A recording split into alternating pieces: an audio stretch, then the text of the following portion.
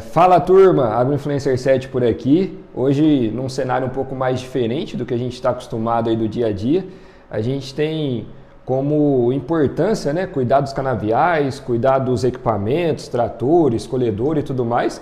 E hoje fica até a curiosidade da gente aprender um pouco mais e cuidar do nosso corpo. Aí já fica um ponto de atenção aí. Será que você está cuidando do seu corpo?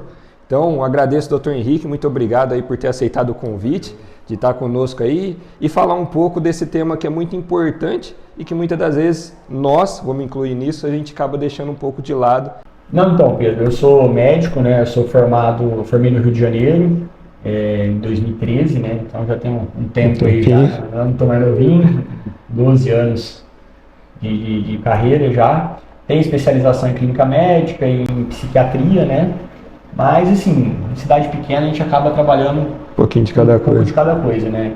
Então eu trabalho na prefeitura, sou concursado pela prefeitura da cidade, trabalho na Teriús e no consultório aqui também.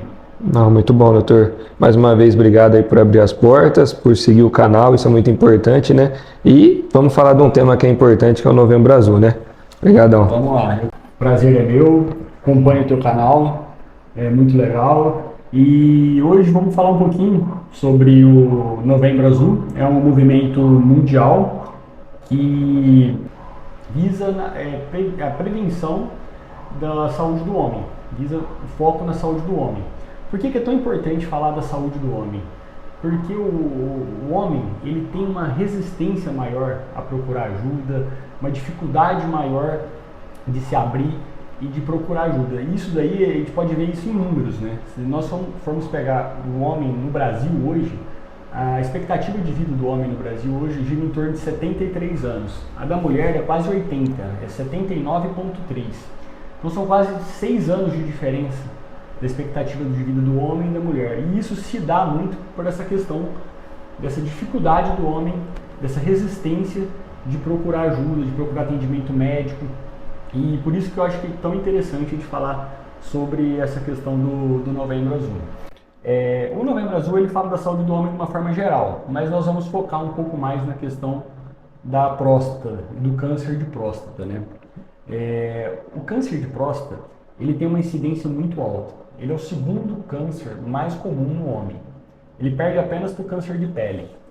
E essa incidência alta, no último ano, nós tivemos cerca de 71 mil diagnósticos, em 17 mil óbitos. Então é um número bem relevante e isso tem jeito de mudar isso. Por que esses números são tão altos? Porque na maioria das vezes essa doença ela é diagnosticada numa fase tardia, devido a essa dificuldade de procurar ajuda. Muitas vezes os sintomas a doença já está avançada, o homem já está com muitos sintomas quando ele vai procurar ajuda. Então, essa é a importância da gente falar sobre o câncer de próstata e a saúde do homem. Muito bom, doutor. Até falando dessa questão de procurar ajuda, né? Eu, vou falar por mim, eu tô com um exame que está aprovado já há 30 dias para mim ir fazer e tudo mais, e a gente acaba deixando se levar pela correria do dia a dia, né? E acaba não se importando com nós, né?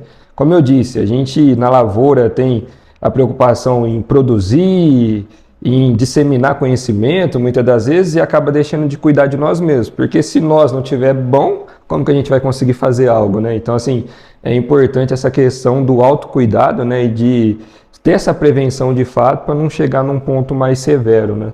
É isso que é interessante, né? Não procurar ajuda, o médico, só quando tem os sintomas. A prevenção, o rastreio é muito importante, né? Principalmente numa doença tão grave como é o câncer, né? Para falar um pouquinho mais do câncer de próstata, seria importante a gente entender o que é a próstata, né? A próstata ela é uma glândula que ela fica localizada logo acima da bexiga. E por que ela por que ela tem tantas alterações quando ela tem algum problema? A bexiga ela é usada para armazenar a urina. E essa urina sai da bexiga, para a gente urinar, ela passa um canalzinho que é a uretra dentro da próstata. Então se tem algum problema na próstata, a próstata ela pode ter um tumor ou ela hipertrofiar, ela crescer, ela vai apertar a uretra. E com isso ela vai causar uma dificuldade urinária, né? Tanto é que os principais sintomas relacionados à próstata dificuldade de urinar, a demora para urinar, o homem às vezes demora para iniciar a urina, para terminar, o gotejamento pós-miccional que fica pingando depois que termina de urinar. E quando está mais avançado, às vezes pode ter sangramentos e outras alterações, dor na hora de urinar, né? Então, essa questão de esperar ter esses sintomas, muitas vezes a doença já pode estar mais avançada. Lembrando que o câncer, apesar de ele ter uma incidência alta, os problemas mais comuns da próstata é a hiperplasia prostática benigna, que é um aumento benigno do tamanho da próstata, isso mais relacionado à idade. Ah, tá, bacana. Tá joia? E até falando de idade, doutor, qual que é a idade ideal assim para procurar ajuda, começar a fazer exame? Certo.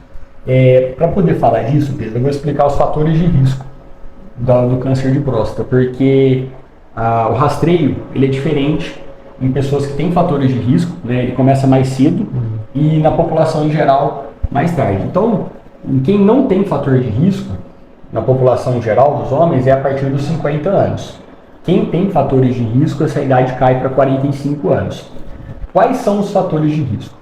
O principal é a própria idade, né? Mais histórico familiar. Então, se teve pai, irmão, avô, parentes próximos com essa doença, a chance de você desenvolver é um pouco maior. Homens de etnia negros têm uma incidência maior da doença, então começa esse rastreio mais cedo, né? E tem os outros fatores que não são específicos para câncer, né? Que é obesidade, sedentarismo, tabagismo, uso de bebida alcoólica, alimentação irregular, isso tudo favorece, mas os principais são o histórico familiar e a idade. Bacana. Doutor, então falando dessa parte do fator de risco, ficou bem claro para nós, né? Tem vários atributos que pode ocasionar, então é um ponto de atenção para a gente já correr atrás. E qual que é o primeiro passo a partir do momento que a pessoa começou a perceber? O que ela tem que fazer? O ideal é procurar um médico e fazer exames. Mesmo que você não esteja nessa faixa etária ou não esteja no fator de risco, teve sintoma urinário, já tem que procurar um médico. Como eu disse, né, esses são os fatores de risco. O câncer de próstata é muito raro em homens mais novos, né, mas pode acontecer, né? Às vezes com 40 anos já tem casos de homens mais novos. Então, sempre que tiver sintomas, é procurar um médico. A especialidade que trata isso é urologia. Tá? Show. Quem tem convênio, às vezes até consegue marcar direto com o urologista. No Sistema Único de Saúde, no SUS, geralmente você vai passar numa UBS, passar com um clínico, às vezes ele já até inicia algum pedido de exame e encaminha para o urologista. Bacana. E até a questão, falando de exames, né? A gente sabe que tem hoje o exame de sangue, tem algum outro... Quando tem esses fatores de risco ou a questão da idade, quais são os exames que são feitos para rastreio dessa doença? São dois exames principais, o PSA e o toque retal. O PSA é um exame de sangue, um exame simples, que é feito pelo sangue. Ele é um exame bem específico da próstata. Ele não aumenta só no câncer de próstata, qualquer problema na próstata ele vai aumentar. Hiperplasia prostática benigna, inflamação na próstata ele aumenta. Então ele não é específico de câncer, mas ele é bem sensível. E o toque retal. Lembrando que os dois exames, eles são complementares.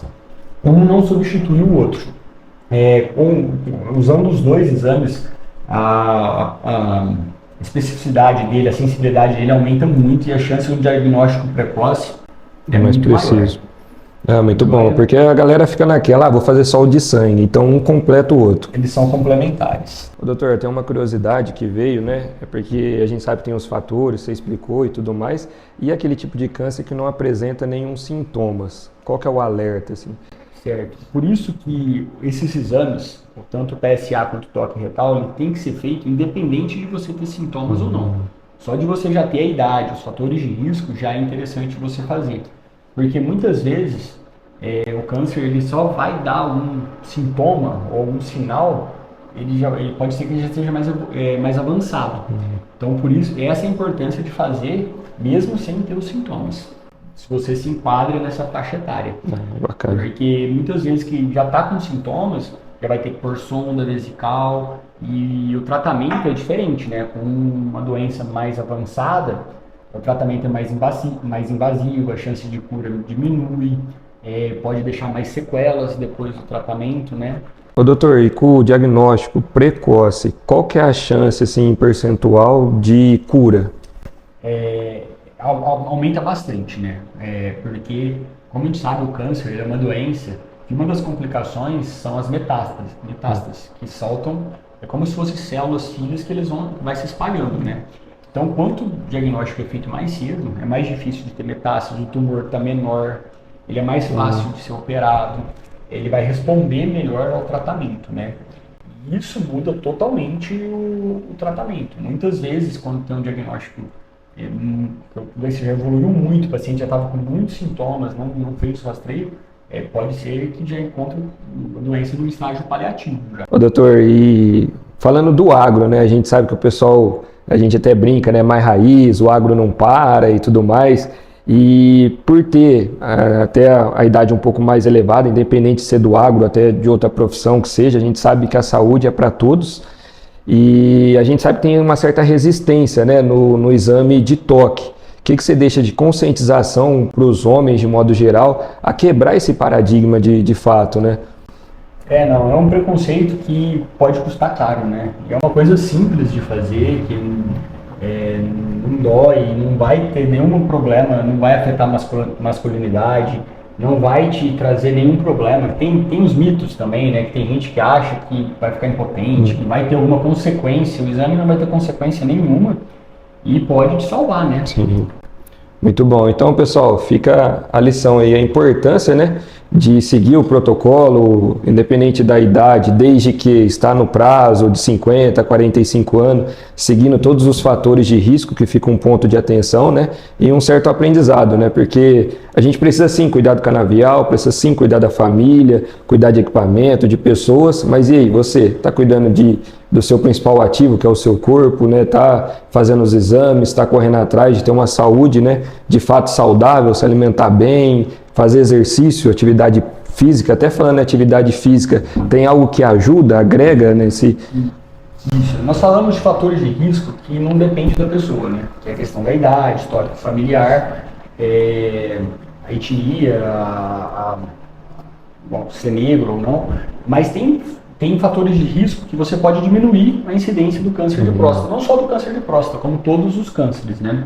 Que são ter um estilo de vida saudável, uma alimentação controlada, evitar a obesidade, não fumar, que o cigarro pode dar câncer de tudo, né? Aumenta a incidência de todos os tipos de cânceres.